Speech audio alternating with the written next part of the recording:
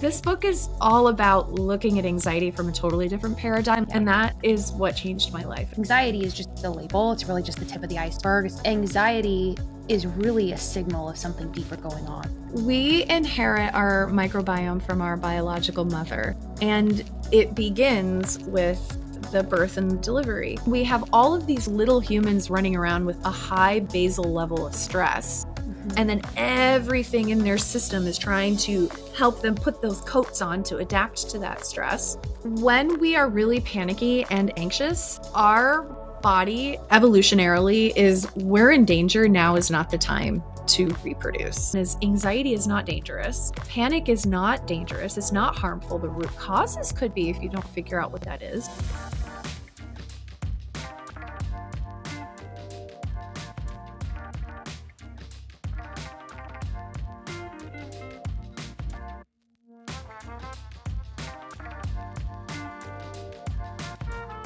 Hey everybody, welcome back to the Gut Check podcast. Today I am joined by Dr. Nicole Cain. She's a holistic and integrative mental health expert. She's also the author of a book called Panic Proof, and we spent our time today focusing on anxiety and depression and how we can heal these different issues that are impacting millions and millions of Americans holistically.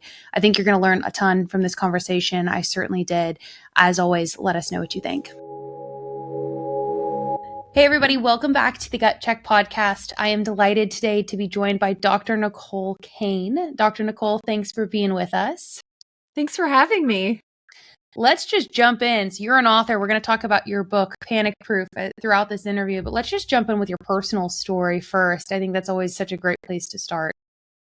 It starts with desperately needing this book and it not being available.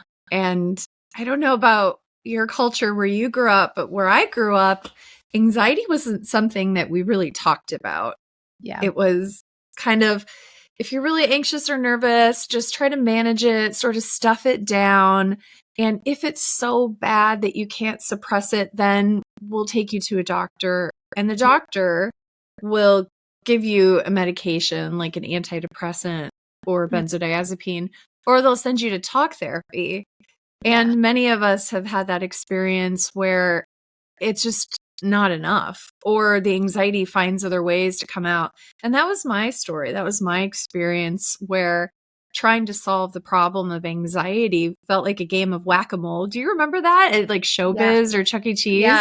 Yeah. Those little critters just keep popping up and you whack it and that one goes away and then another one comes up and it just feels like you're constantly putting out fires. And this book is all about looking at anxiety from a totally different paradigm, looking at it as your body's way of trying to help us heal. Yeah. And that is what changed my life. I'm so pumped that we get to chat about it today. Yeah. And for those of you that don't understand Dr. Nicole's work and Panic Proof, it's a holistic solution to anxiety. And one of the things that I really appreciate, that I really want to dive into deeper throughout this conversation is something that you've said, which is that anxiety is just the label. It's really just the tip of the iceberg. It's the word that we use that is so common. And we're going to go through the differences about men and women because anxiety impacts women more aggressively and in more numbers than men. But just backing up, I mean, anxiety is really a signal of something deeper going on, right? And I mean, that's the key of what you're saying here is that the tricky thing about this is that this word gets thrown around so much and almost in a bad sense culturally praised or glorified. It becomes this identity that a lot of women and men are saying, I'm anxious, I have anxiety. What does that really mean when someone says anxiety, and how do you get to the root cause of the anxiety? That question was jam-packed with so much goodness there. I'm thinking about a story that changed my life, about how I look at the way that we label and identify with the symptoms that we experience. And I kind of want to start with a story, and then maybe we could go from there, because I feel like stories are so important for the human, and stories can encapsulate so much richness. And my mentor told me this story when I was in medical school about how in his practice, many years back, he had a really precise focus on autoimmunity, in particular, lupus in women. Mm-hmm. And so these women would go in and he would treat them using homeopathic, naturopathic, holistic methods. And by and large, they had really good results. And so one year, these two women came in and they weren't at all related to each other. They didn't know each other. It was kind of a coincidence. They came in and established care around the same time. Similar symptoms, similar blood work. And he was thinking to himself, well, this will be a really cool case study just to see how this progresses. And one of the women is thriving. She's getting so much better. Her face rash that often will present with lupus, it went away. Her blood markers got better. Her gut got better. Her immune system got better. She was just rocking and rolling. And he's like, yeah, this is great. This is what you expect. But the other woman wasn't. She wasn't making hardly any progress at all. And he couldn't figure out why. And he's racking his brain and trying to think of, is there something I'm missing? And that's often the case for many of us, is when we're not getting results. It's not that we can't heal. It's just that there's a bit of data that we haven't quite found yet. So we got to be more curious and keep looking. So he did. He kept looking. And then one day he found it. And you'll never guess what he found. Is he brought her to walk her out. It was her visit, and she was the last patient. So he's standing at the door and he's locking up. He sees her go to her car. She gets in the car and backs out of the parking spot. And this is the moment that changes everything. On her license plate, it says lupus me. And this invited a conversation between my mentor and that woman about what it meant to her to be diagnosed with lupus, to be a lupus warrior, to be a lupus sufferer. And it wasn't until they started doing that work, and she did a lot of really powerful EMDR and counseling that works with the mind and the body, that her autoimmunity, the label that she was given, she started to get better. And we see this with panic and anxiety, is that there is a placebo phenomenon where a blank pill or nothing can cause a positive change. And we also see a nocebo where something can stop us from responding positively. It can be an obstacle. And so I love that first question that you asked there. Well, what does it mean? What do these labels mean? And for those who are listening, is allow yourself to notice your lived experience and notice how categorically it could be called anxiety. But also remember that it's just a label. Yeah. And that your anxiety is your unique way of healing. Yeah. And it really has so much to do generally with our experiences, right? Our background, our experiences, childhood trauma, all of these different things.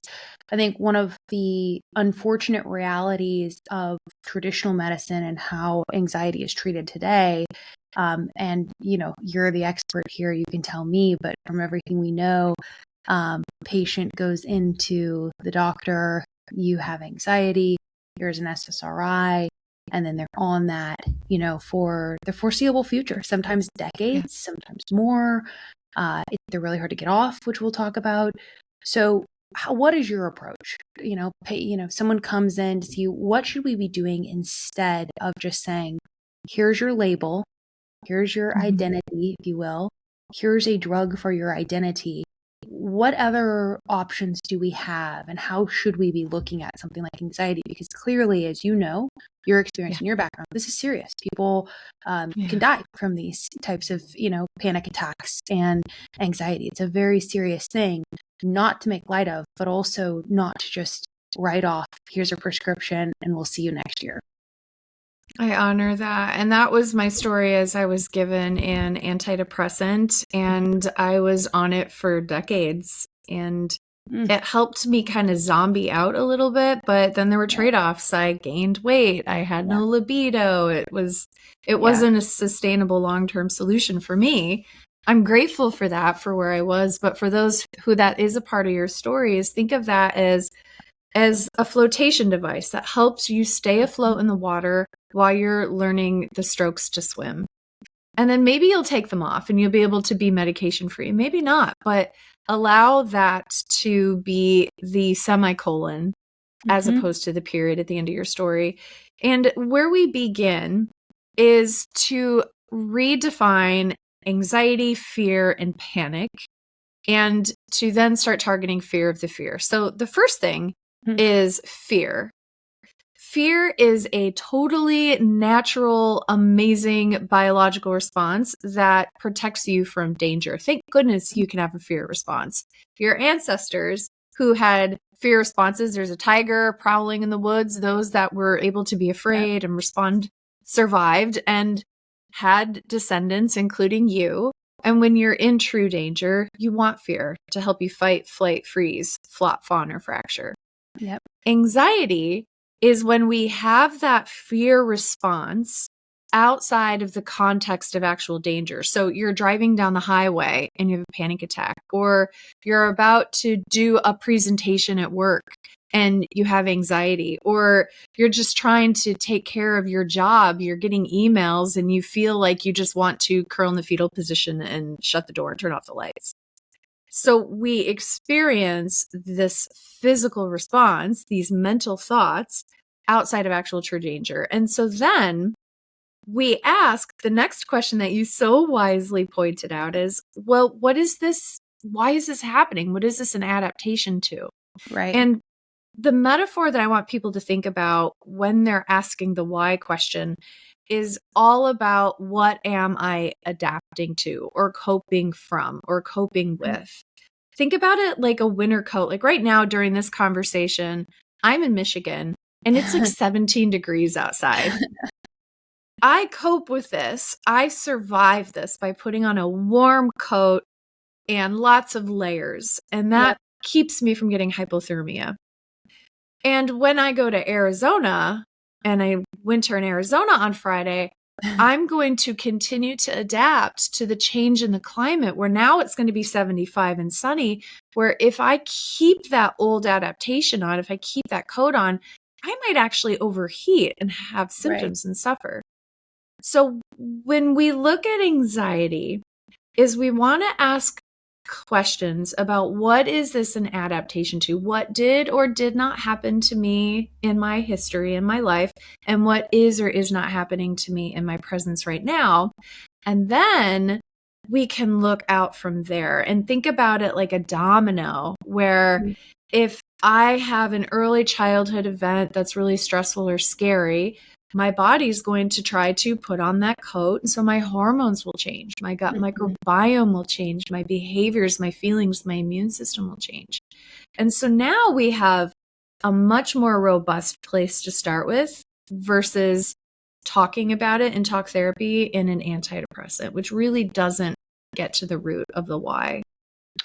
Yeah, and I want to go back to the analogy that you used just a moment ago of the flotation device, because the way that I'm thinking about that is, yes, it can help you stay alive, right? And it can help you get through some really difficult times. Yeah. However, if you never learn how to swim and if you're just kind of floating out there, your muscles will start to get weak. You'll start to not be able to swim by yourself. You'll be atrophy, if you will. And I think that's a great analogy to think about with the antidepressants and the reliance upon them, right? Without actually saying, hey, I actually need to like move my legs and my arms a little bit as I'm swimming here, even with my flotation device. So, what are some of the repercussions? And you mentioned gut microbiome, immune system, hormones. What are some of the downstream repercussions that should be talked about more when someone is put on an SSRI? Yeah, SSRIs have been the mainstay since the 1960s. And unfortunately, clinical practice is behind research. And so it kind of started with, we discovered enteramine, which is serotonin in the gut. And then they started experimenting with it. And then they gave it to animal studies with stress and anxiety. And in some of the animal studies, more serotonin resulted in less stress and anxiety. And there became a hypothesis of, more serotonin, more happy, less anxiety, less serotonin, less happy, more anxiety. And then the pharmaceutical company developed Prozac, which was our first mood altering serotonin modifying medication. And that hit the mainstream market and they just cruised. I remember when I was in my master's degree is we got lunches and prizes and presents. And I still have erasers and pencils with Lexapro written on them. Jeez. The marketing was just insane. It was such a huge profitable thing. But then in 2022, this giant meta-analysis came out where researchers looked at all of the data about altering serotonin with antidepressants and its clinical efficacy. And they found that there was no correlation between serotonin levels and anxiety and depression. So suddenly we are discovering that our hypothesis has been wrong the entire time. More serotonin is not necessarily better and less serotonin is not necessarily worse. So we get to ask, I think, more interesting questions, which gets to your point of, well, what are the consequences? What is occurring? And we could take two routes. One is maybe somebody is, let's say, just a biological purist, and they have anxiety and they haven't taken any medications, but they have long-term chronic effects from the anxiety being unmanaged that we could totally dig into. And then in the other pathway is those individuals who got put on an antidepressant and what are the different long-term effects that could have. We'll start with the medication person first, because that was your question. I think many of us are experiencing that. So the first thing is when we take, we'll kind of stick with Zoloft because it's a more common selective serotonin reuptake inhibitor, an SSRI, is that Zoloft will change the amount of serotonin reuptake in the brain. And it's kind of like if I am used to drinking a gallon of water every single day, and then the next day I just out of the blue drink hardly any, I may suffer from water withdrawal more so than somebody who is used to not drinking much water and their body's adapted. We're constantly trying to create homeostasis. So the body gets used to having its serotonin levels managed by an outside source. So now we have these artificially elevated serotonin levels. And one of the number one side effects of SSRIs is digestive upset. And it's right there on the side effects label. We go to drugs.com, you type in your antidepressant in the search bar, we see gastrointestinal changes. And it's interesting, right? Because most of our serotonin is actually made in our gut. 95% of our serotonin is actually made in our gut by our gut microbiome. And so when we take a medication that's altering these serotonin levels, not only are we changing the chemicals in our brain, but we're changing the composition in our gut. And when we change the composition in our gut, not only are we changing the specific bacteria in the gut, but we're changing the way those bacteria regulate our hormones. We're changing the way those bacteria regulate our immune system. And so it can make a really big difference from head to toe. And that's why it can be really difficult for people to taper down on their medications. And some people get really difficult times where they get breakthrough symptoms and worse anxiety and worse panic and worse depression as they're trying to come off of these medications. So why does that actually happen is when we take that chemical change from the medication and we introduce it to our own genetics, our own environmental factors, our own nutrition, our environmental exposures like mold or metals or food additives, then those interactions are going to change and vary per person. So we can totally dive into specific examples together. The last piece I think I was expressing is that when we are used to taking an antidepressant, that when we then try to taper off of it, our gut has adapted to that drug, our immune system has adapted to that drug, everything has created homeostasis around that, and it can be really difficult to then taper off, and people get really terrible withdrawal that makes it in some cases almost impossible. And that's a great, segue into one of the questions that I wanted to ask you, because there are millions of people out there right now that are on SSRIs, all of these different antidepressants and medications that are trying to get off. They've maybe listened to podcasts like these, they're listening to conversations, they're doing their own research. They know how the side effects are just really awful and they're trying to get off. So what are some of the first steps that someone can take holistically, and what's some practical advice for them? I would do a 2-step process. The first step would be to identify the root cause of why you had the symptoms to begin with, because right now they're being palliated. It's like if I have high blood pressure and I take a blood pressure medication, it's not treating the root cause of the blood pressure, it's suppressing it. And then if you miss a dose of it, your blood pressure goes high. And so whatever the reason was for the anxiety, if that hasn't been treated, like you were saying with that metaphor of learning to swim, if you haven't built up those muscles to learn how to swim, right, that cause will still be there and your symptoms will come back as you come off the medication. But the second thing is that we have to correct the imbalances that the medications are causing. That's right. And so I think that a twofold approach is really important. And I would actually do them in that order: is start treating the root cause first while you have those floaties on. And then we start to fix everything else so you can start taking the floaties off. And so we've talked about this, but one of the things that, there's studies on it that it's really interesting is that probiotics and supporting your gut health can really be helpful as you're transitioning off of an SSRI. So directly speaking to that, talking about the gut connection through this process, how do you approach healing the gut in kind of parallel with healing anxiety?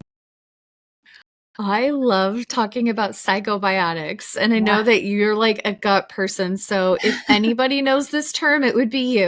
Oh, yeah. And for those who don't know what a psychobiotic is that traditionally in medicine, we know microbial diversity is the name of the game. Our gut needs diversity. We don't want all the same bugs in there. Then you get all the same of one thing.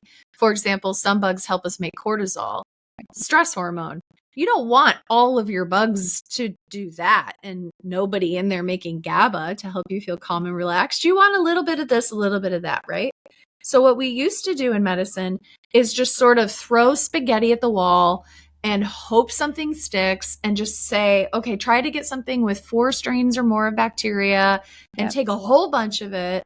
And we're just going to hope for the best. And what the research into psychobiotics have discovered is that there are actually bacteria who have been researched to be able to precisely accomplish what it is you need accomplished. So for example, if let's say you took an antidepressant and you actually felt a little bit better, you were one of those people where it helped.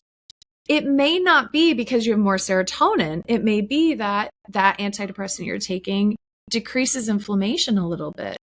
And so if we then look at inflammation and it's like, oh, okay, my high sensitivity CRP blood test is a little high. My ESR blood test is a little bit high. My homocysteine is a little bit high. My white blood cells are a little bit high. I'm allergic to every single food I eat. I'm reactive. I get rashes. I'm puffy. You have signs of inflammation that perhaps finding psychobiotic bacteria whose job it is to bring down inflammation may actually work better at that cause than the antidepressant. But then we would ask, well, why are we inflamed? What is the source of that inflammation, right? So when we use probiotics and psychobiotics, we have an opportunity to really play with making it personal to you while we figure out, well, was it an antibiotic? Is that why your gut may be out of balance? Or have you been exposed to mold? Or were you given birth control at a young age? And we're going to talk about that in just a minute. Yes, I love it. Yeah. Well, it's a really good point. And what you mentioned here with psychobiotics is true of the whole probiotic category, and something that is core to our company is very relevant to what you just said. Traditionally with probiotics, they were marketed, and they still are marketed as digestive health aids, right, to help with our digestion. And then it became a quantity versus quality of the strain of bacteria. So it just became really, a lot of it was marketing, frankly, of just take, 100 billion, 50 billion, however billion CFU, very confusing. The consumer didn't know what a CFU is, which is a culinary forming unit, a way to measure a bacteria count. And the quality of the actual strain wasn't even discussed. In fact, some of the leading products, when you flip over the package, I always encourage a consumer to do this. Flip over the package and actually see, is the strain designated, right? Can you Google that strain and see if there's any research on it? That's the number one way to tell if the product's even decent. Is there any substantiation behind it? The way that we've gone about product development for our stress products, but for all of our products, right? Just for any product that we're developing, is quality of the strain versus quantity. So we have strains of bacteria for menopause that are only at 1 billion or 2 billion CFU, because guess what? That's clinically what we've shown and what is efficacious, but the quality of the strain is very high. And with Psychobiotics, to your point, the quality of the strain of bacteria is really what you're going for, not necessarily the quantity. It really depends more on the quality and how it's delivered, right? Can it make it to the gut? Is it delivered in a way that is beneficial? And so I love that you brought that up, because it's very true of Psychobiotics, but it's true of all probiotics. It's just true of how to pick a quality product. And so very, very good point there. There's a few other things to unpack here. And one of the things you hit on was birth control. So I want to kind of transition a little bit into the hormone side of things. Chapter 7, you talk about panic and hormones, and how panic specifically impacts our hormones. But it's very common that you've got a woman on birth control and then SSRIs, right? And birth control has become this prescription that's sort of a catch-all for so many things that are going wrong. And it's, really unfortunate in a lot of ways that has become the go-to prescription.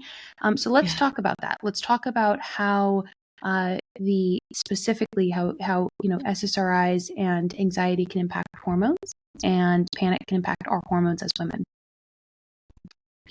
One of the first hormones that comes to mind is estrogen. And I feel like estrogen has gotten a really bad rap over the years. We have so many conversations about estrogen dominance. And there's a lot of really good data about metabolites of estrogen, but I don't think that we're talking about it enough. And this is where I see we can make a really big impact for men and women, especially women, but where we can make a huge impact. So there's a few things with estrogen. Another analogy is, and this is about how not all estrogen is created equal, but I want you to think of 2 kindergarten classrooms. In one kindergarten classroom, all those kindergartners, there's like 20 of them in there, they've all been given popsicles and Mountain Dew, and they're playing rock music, and the lights are flashing, and they're having a really big party, right? So you can imagine that if you walk into that room, that there may be a feeling of chaos.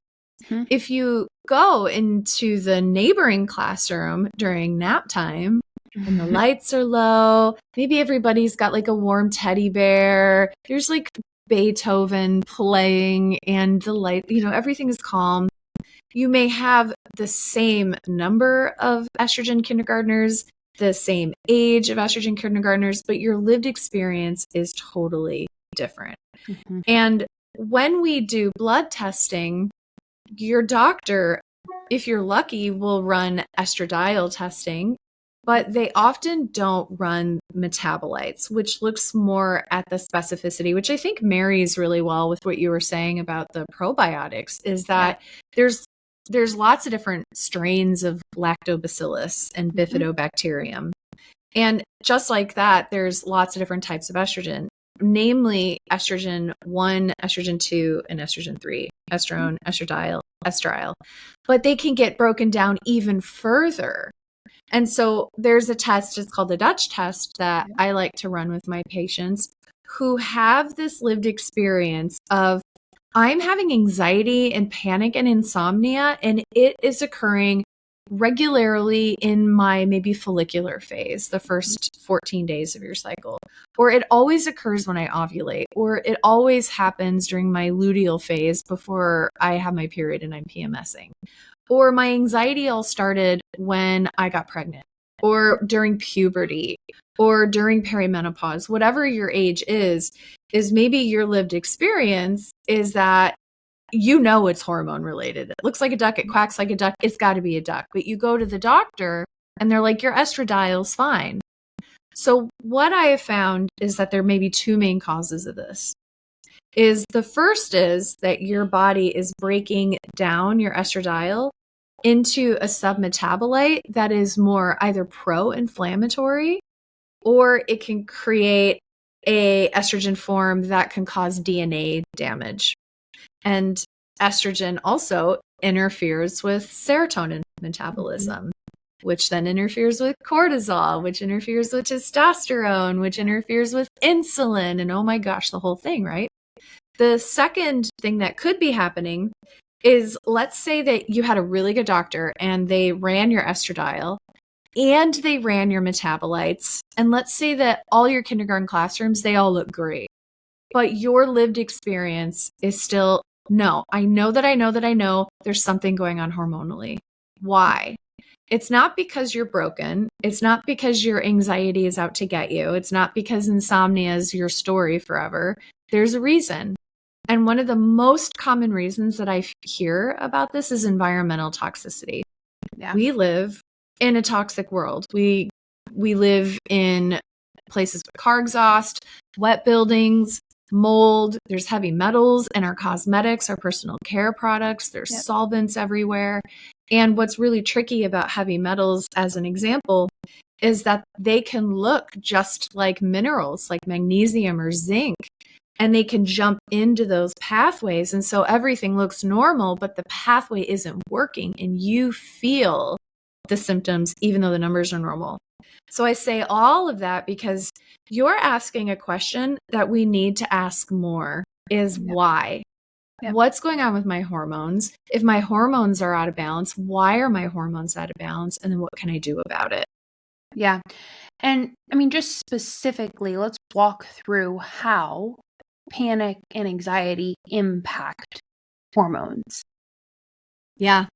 So when we are really panicky and anxious, our body evolutionarily we're in danger. Now is not the time to reproduce. So we will find that we produce less estrogen when we're really anxious, that the estrogen tends to be more inflammatory. Inflammation can activate the amygdala in the brain. That's the big feeling, anxiety producing part of the brain. That's like, oh my gosh, there's a tiger. When we have those feelings of danger, those environmental feelings of danger, our testosterone can go down. And so when we have low testosterone, we have less muscle building, we have less of that connectivity, we have less of that endurance, we have more mood swings. Yeah. We also see that our insulin can go up, and that's because we are in fight, flight, freeze, and our sugars are being released to give us energy to fight, flight, freeze. So now your body is releasing a bunch of insulin, and then we get insulin resistance. So here's an example. Can I walk through an example patient that kind of touches on those hormones? Of course. So I had this woman that came into my office many years ago, and she had horrible anxiety and insomnia. And her estrogen was really low, her progesterone was really low, her testosterone was really low, her cortisol was really high, and her doctor was like, let's put you on HRT. And she was a little nervous about that. So we did a whole case analysis with her. And one of the components of it is we actually started with the airway. And so we went to her birth story. And when she was born, her mother was unable to breastfeed. And when we breastfeed, it helps to shape the airway. It helps to shape the mouth, the palate. And so she had an angularity in the chin, and she wasn't pushing her tongue up and creating this sucking. She was given bottles. And so we can see correlations between bottle-fed babies and breastfed babies. And one of the other experiences that she had is really bad congestion. So she had this history. She didn't get all that yummy probiotic bacteria from the mom, and she was bottle fed. Her airway changed. And so now she's congested. She can't breathe through her nose. So she's breathing through her mouth. Our mouth has bacteria in it, and it has enzymes that help us with digestion. So she had changes in the composition of her mouth. We were able to do salivary testing. She had lots of opportunistic bacteria in there, and she had overgrowths of that. And we know that the bacteria in the mouth can seed the bacteria in the gut and can seed the bacteria in the brain. The brain isn't a black box. We know that there's bacteria in the brain. So now she has this imbalance of bacteria in her mouth. She has an imbalance of bacteria in her gut, and she has lots of inflammation, and that inflammation is changing the acid-base balance. And now she has an overgrowth of bacteria that don't like being in this, the good bacteria that she wants don't like being in this balance. And so they're getting crowded out. She gets leaky gut. The inflammation in the gut goes to the brain, breaks down the blood-brain barrier. And now she's got leaky symptoms in the brain. And now the brain is inflamed. And now the body's like, we don't want to reproduce. So that hypogonadal axis, she's not getting the estrogen and the progesterone. But you see, I know this is really complicated and most people probably just dissociated. So if you come back, what you're asking, and I love that you're asking this, is the answer to her anxiety just giving her hormone replacement therapy? Yeah. And the answer could be yes, or maybe yes, and what's going on with the why of her anxiety? And for her, it started when she was a baby. So her treatment plan, what we're doing to treat this, is she's seeing an airway dentist and an ENT who's helping to open up the airway because that's the structural root cause for her. And she's doing the probiotics and all of that. I'm so glad you brought that up. I interviewed Dr. Stacy Whitman, who's a functional dentist, and she's fantastic. And we talked about this. And I have a 20-month-old. I'm going to have a second baby any day now. And it's brought to life, again, how important this window of the first 1,000 days of life is, right? So conception to year 2. And we don't think about things like anxiety or depression or mental health issues within that first 1,000 days. We hardly think about our baby, whether it's a boy or a girl, their hormone health within that first 1,000 days.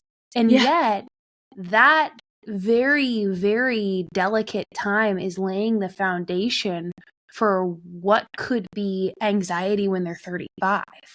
And I think it's really, you're hitting on something that's so important with this. And so maybe walk us through your perspective of how that foundation is laid, whether it be through breastfeeding, connection with the mother, all of these things, and the importance of, the very early childhood development and how some of these things impact us 30 years later.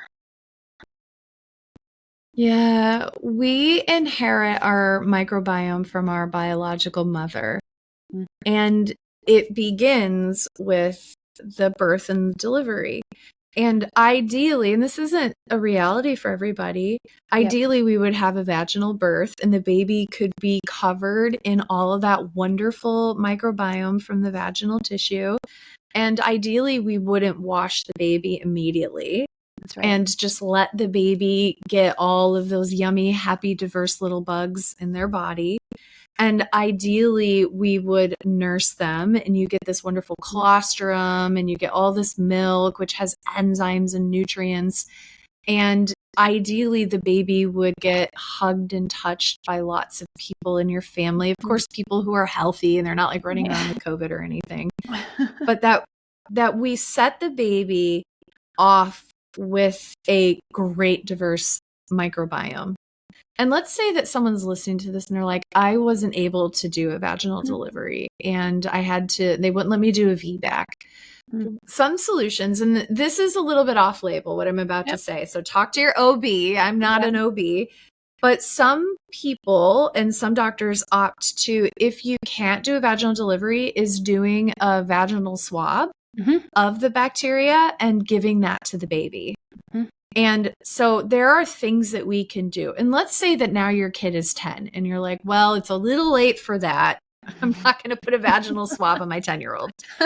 Is that thanks to really great, passionate researchers and manufacturers like your guys' company, is that we have access to amazing, diverse gut microbiome and probiotics. But what's really important when it comes to developing a healthy immune system and therefore a healthier endocrine system is to make sure that you're feeding your babies, feeding yourself, even biological dad, is foods that are whole foods, that are anti-inflammatory, that are free of preservatives. I think that sperm quality is often ignored. Yes. And we know that anxiety can come very strongly through the health of the sperm. And so we want to make sure that dad is also doing self-care and taking care of his body and taking care of his microbiome and the biome on his body when he's hugging baby skin to skin. Yeah. And so the gut microbiome is a piece of it. But I think, as you were saying too, is I love that you talk to somebody who's aware of mouth, airway, and structure.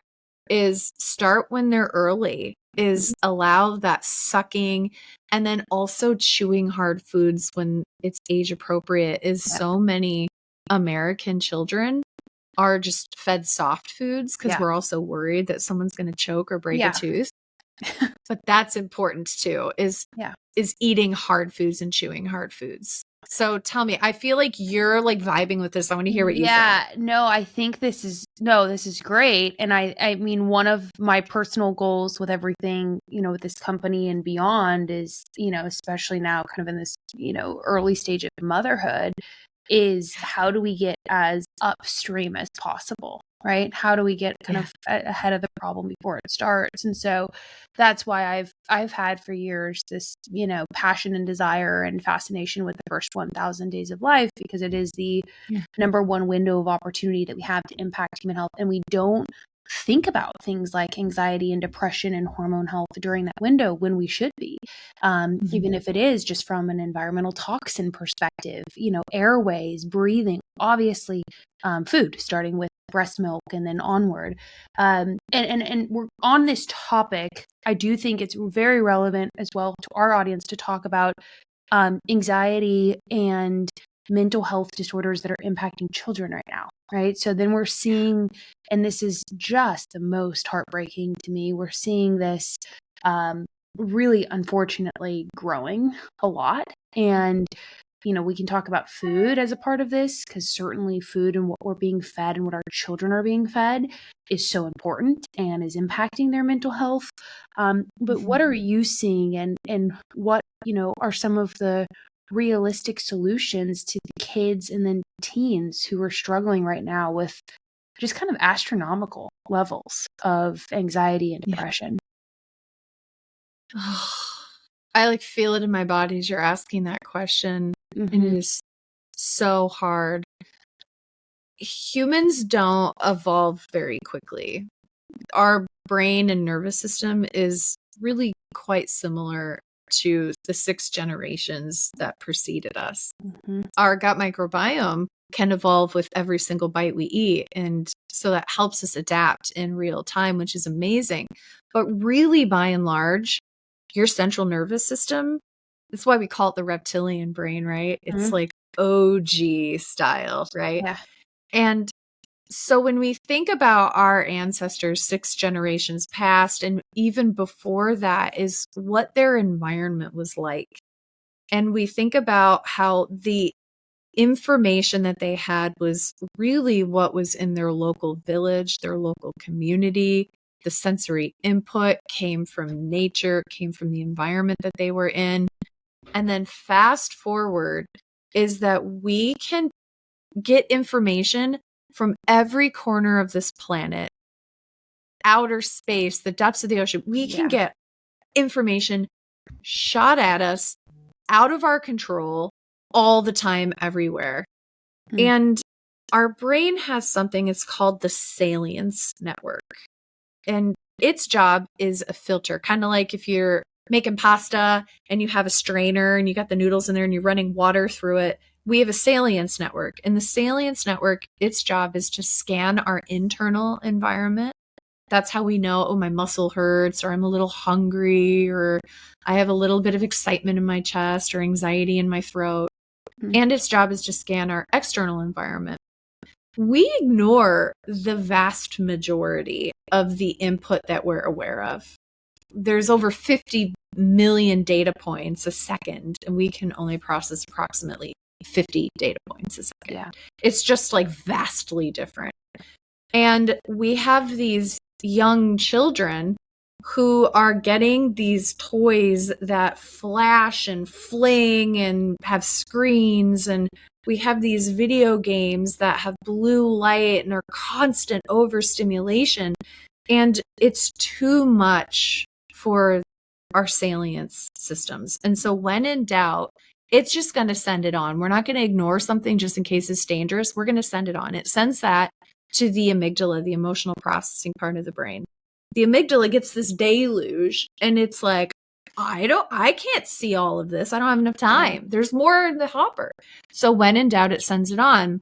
And so what happens is that it's constantly activating the hypothalamic pituitary adrenal axis, back to hormones, as you were talking about. And we have all of these little humans running around with a high basal level of stress. And then everything in their system is trying to help them put those coats on to adapt to that stress. And for example, their dopamine, when we're constantly playing video games or on our screens or tablets, we get rage when that's taken away because we get a dopamine crash. Right. Because we've already adapted, we've created homeostasis around that. So we have all these kids that are running around and they have high basal levels of stress. Their nervous systems are overwhelmed. And now their brain plasticity at this pivotal part of life where they're growing so quickly and orienting around this reality so quickly is that it will take a lot of neural reprogramming to undo all of that that's happening when they're kids. And so for those who are listening, is read Anxious Generation, I think is a great place to start. Yeah. And try to figure out what ways you can reduce the amount of screens and technology and devices. The worst thing are the video games, because you have this kid who's facing forward. They're in a fight, flight, freeze position, like freeze in particular, like a deer in headlights, which interoceptively tells the body we're in danger. And they're facing forward, getting deluged with all this stimulation, and it's addictive, and it's everything adapts to it. So those are dear to my heart. And then, and I cannot, agree more with that. One of the other things that I've just mentioned recently, to peers and everything else, and we've taken an approach of just not having a TV, especially with young kids right now. We're already on our computers enough for work. We already have our phones. I mean, that's plenty. And so the one thing that I've said also is growing up, for us, we would have a TV or watch a movie or even television or whatever, and it's further away from us. We're not holding it with a perception of control over it. It's further away. And if our parents come in the room, we're not, a foot away from the screen. We have the distance, and they also have kind of command over it. The psychological concept of a small toddler having a screen that they can control and hold right in front of their face is also incredibly damaging, right? Because that's, again, the dopamine crash of that loss of control. And anyone who has a toddler totally gets this. When you take anything from them, they do these big meltdowns. I think that's really interesting, but kind of, progressing into the teenage years, because this is an aspect of, again, anxiety in young women that's very relevant right now. So you've got a lot of teens and teen girls dealing with anxiety and depression, right? These really severe swings and everything else that they're going through. And it's really, I think, the first window of opportunity that we see the difference of how women deal with anxiety versus men. We know that women, the statistics are that, women and men will have, 30% of them or so will have some sort of anxiety disorder at some point in their lives, but it disproportionately impacts women. So maybe walk us through why women deal with more anxiety and more stress and how we deal with that versus men, because this is so key to fixing our hormone health, fixing our weight. So many women just want to lose the weight, and it's like there's a core issue behind that, right? Why your body's holding on to that. And it really does, I think, start in these kind of teen years, these developmental years. But maybe just walk us through how men and women process something like panic or anxiety very differently. I just wrote an article that was published in NDNR like 4 days ago about the differences in the brain chemistry of men who are under stress versus women. Cool. And what's really interesting from the research is that men tend to live more in default mode network, which is, I don't know if anyone listening or if you experience this, I for sure do, but my husband will like go into his like empty Eggo waffle square and he's just like in La La Land in his Eggo waffle square. And then he gets a task and then he's all in it. He's like, I'm going to do that task. So he like goes into the syrup square and he's like doing the things, right? Versus me, I'm like spaghetti. Spaghetti keeps coming up in this conversation. It's so funny. I'm like all about spaghetti today. It's comfort food. It's winter. That's right. But women tend to be more spaghetti where we have this mental load. And I think part of this is societal, where women often have the mental load. We're taking care of the home, taking care of our kids, the families, all of that. And it's all everywhere all at once. And so men we see tend to have more of a default mode resting state. They're in autopilot, but when given a task, they can more easily shift into their executive mode. And so these are two separate states our brains can be in. And men are very, and men, we always say in our biases that men are very like, just give them a task and they'll do it. And the research substantiates that, is that if you have a man with anxiety, is to give him more structure, more tasks, more concrete, and that can really help. But women, that it's not always that easy. And so there's a reprogramming exercise that I do with women to actually help them to connect the dots from emotional spaghetti brain mode into that more logical, executive, task-oriented mode. And it's a 2-step process, and I can share that with you. So the first is to notice the negative feeling that you're experiencing. Today, we're focusing on anxiety. It could be anything, physical or mental. And you notice it. You notice what it feels like in the body. And if I were to put you under a functional MRI screen, I would be able to see all the different parts of the brain lighting up. So we notice that. We notice the sensation, the color, the location, the weight, the heaviness, the lightness, the hollowness, the motion, anything you can do to wrap your mind around the yuck. And then what we're going to do in the second step is we're going to do a combination of a logical exercise and touch. So step 1 is the yuck. Step 2 is a logical exercise and the touch. The touch, we've seen in the research, there are 3 different options. One is that you do this gesture where you're kind of dusting off your hands and you just do that and keep repeating that. Or you can dust off your shoulders. In the video, I am kind of crossing my arms and drawing my hands down my shoulders. Or you can just touch from your forehead all the way down to your chin and stroke your face. So now we're stimulating the body in real time. We're here, we're now, we're here, we're now. And while you do that, you're going to do executive functioning tasks. So you're going to say your ABCs out loud, or you're going to count backwards from 40 to 0 by 2s, or you're going to list every sports team in the NFL, or you're going to list your favorite 10 things you'd buy at Sephora. Whatever it is, it's logical. So that what we can then do is help women to create roads to change their neuroplasticity in their brain, to get out of that self-ruminating, which is going to cause that whole domino change that affects their hormones and their gut and everything, to where instead we're connecting to logical, I've got this, I'm in my badass CEO goddess vibe self by doing the mental tasks. It's very interesting. And and this is kind of the more holistic approach. One thing I wanted to ask you too is, I mean, the kind of the title on top of the book is, Panic Proof, the new holistic solution to end your anxiety forever.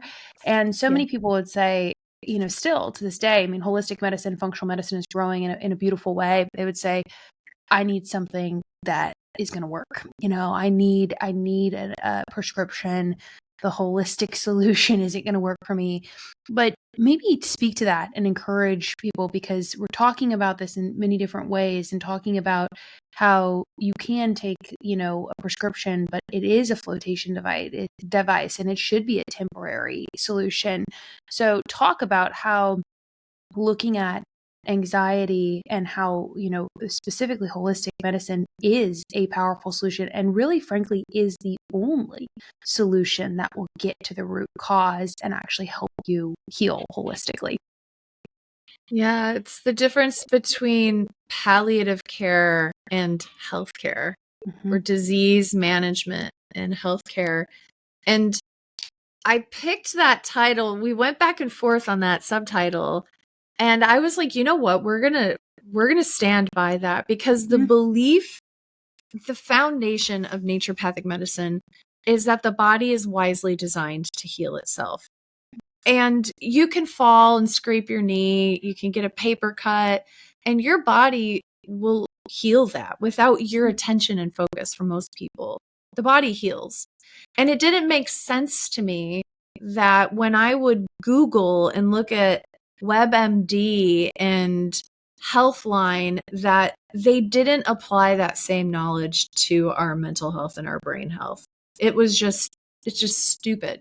To be quite frank. Why can't we heal from anxiety and depression? Well, it's because the treatments that we rely on as a healthcare profession are by nature palliative treatments. They're not actually solving the problem. And so therefore, instead of trying to solve the problem, they're like, well, you just can't solve the problem. But that's pseudo-intellectual. It doesn't make any sense, because we've seen in the clinical research that we can solve the problem.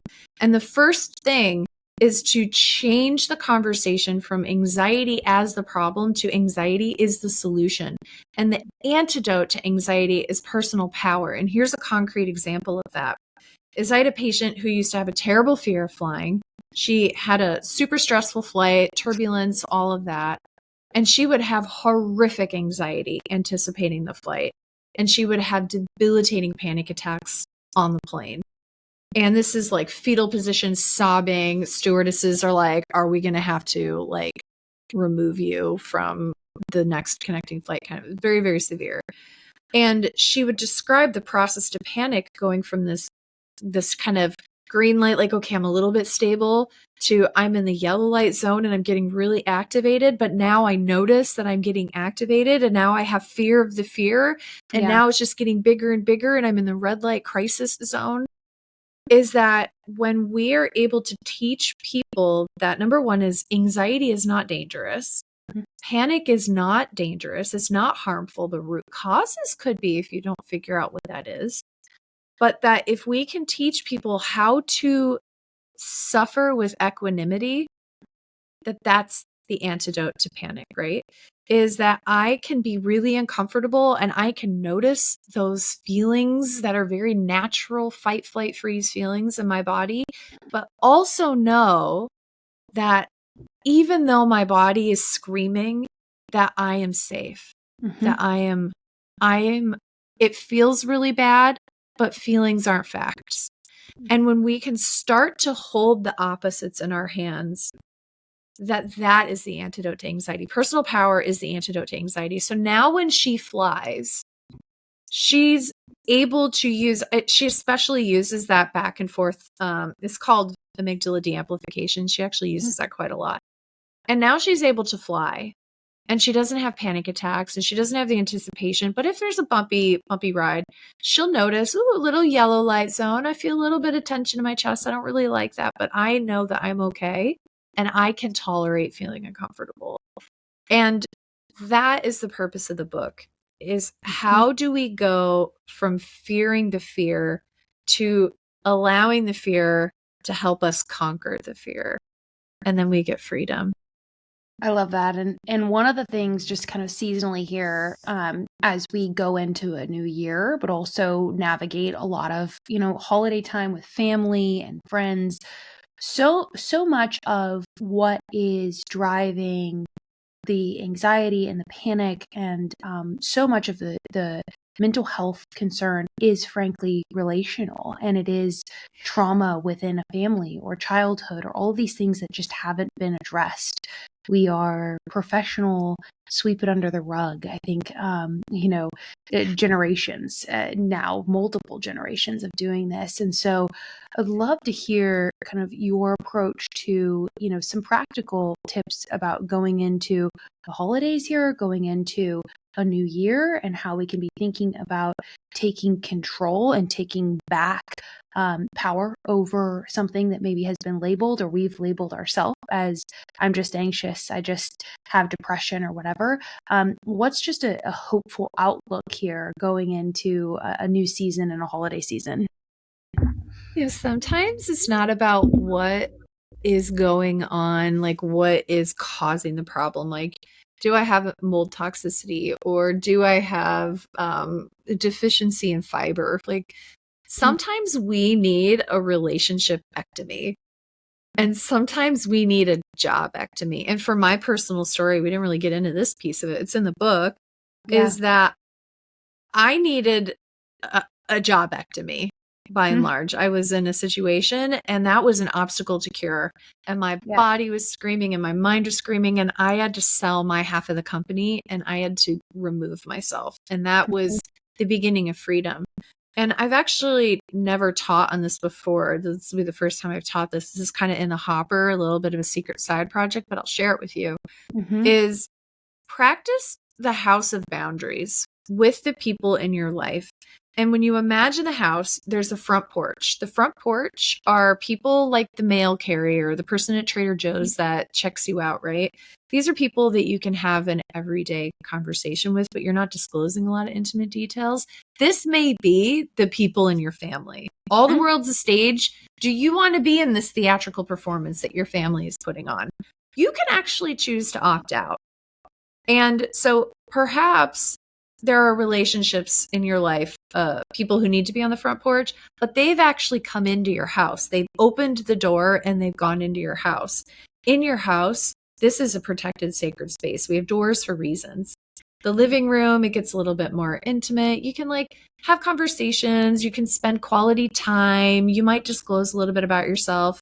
The kitchen is where you get into real stuff. Maybe you talk about your faith, or maybe you talk about your politics. The bedroom, that's where you bare your soul. And maybe it's you and your dog, or you and your higher power, or you and nobody else. But I think one of the biggest things I especially see with people is that we are all about, I'm going to put up my boundaries and put everyone outside, or I'm not going to have boundaries and everyone's in my bedroom and I wonder why I suffer. So for those who are listening, we're starting the new year, is start by doing an audit of the people in your life and who are protagonists in your story and who maybe need to be booted on the front porch that may not be necessarily helping you to live the life that you want to live. I think that for so many of us can be that one little ingredient. You're taking all the supplements, you're doing all the right food, but you still feel stressed, is do an audit of your relationships. That's great. And the last question I would say here is just, there are so many just men and women that feel defeated and have kind of tried everything, right? They've done supplements, they've done the different SSRIs, whatever it might be. And that can be really discouraging. But there's also so much encouraging news and information and progress that's being made just by having conversations like this, frankly. And just, there are thousands of conversations like this happening now every day on all different social media platforms and beyond. Holistic functional medicine on the rise. I would love to hear your perspective of, how we move forward here with one of the most anxious generations and depression, ridden generations, how we move forward, hopefully here, and kind of how you look at the future. What we deny will amplify, and what we resist will persist. And so the most amazing thing is that you've listened to this conversation, you listened to this podcast, and you just spent 45 minutes to an hour learning about a totally different perspective on healing. And different perspectives get different results. Yeah. And I imagine that you've felt really stuck and you felt really discouraged and you feel like, yeah, I'm a master at everything Dr. Nicole just said. Is that it doesn't mean that you're special and you won't get better. It just means that there are some pieces that we need a little bit more exploration, need a little bit more information, because you can heal. The research shows that you can heal. The science proves that you can heal. And so when you get the book, if you don't want to buy the book or it's cost prohibitive, it's at the library for free. So get the book. Great. And you will walk away with a panic-proof protocol. So what I wanted to do for you in this book is to make it concrete and tangible. That's right. So it's not just like a bunch of theories and things like, oh my gosh, now my head is exploding because I now know about estrogen metabolism in kindergarten classrooms. Is that you can actually have a step-by-step protocol to bring to your doctor that will get you different results. And so it kind of takes some of the guesswork out of it and gives hope for a really exciting future. And I'll just echo that. I mean, that's one of the things I was just telling our producer before we started recording is how tangible and resource rich this book is, right? Breaking down different botanicals, breaking down, how the hormones and panic are related, all of these different really important topics. So, Dr. Nicole, with that, thank you so much. This has been a wonderful conversation. I know that this is going to help a lot of people that listen to this podcast. For anyone who is looking about where they can find your work, so here's the book, Panic Proof. And as you said, available at local libraries, I'm sure on Amazon, etc. Where can they find you? How can they find the book? Yeah, go to drnicolecain.com. I would actually encourage people to take the free 9 types of anxiety quiz. So if you're like, I don't know where to start and I don't have the book yet, it's in my Amazon cart, is go to drnicolecain.com and then click on the button that says 9 types of anxiety and take that quiz. Awesome. Well, thank you so much, Dr. Nicole. This has been wonderful, and I appreciate your time. It's been really great hanging with you. Thank you.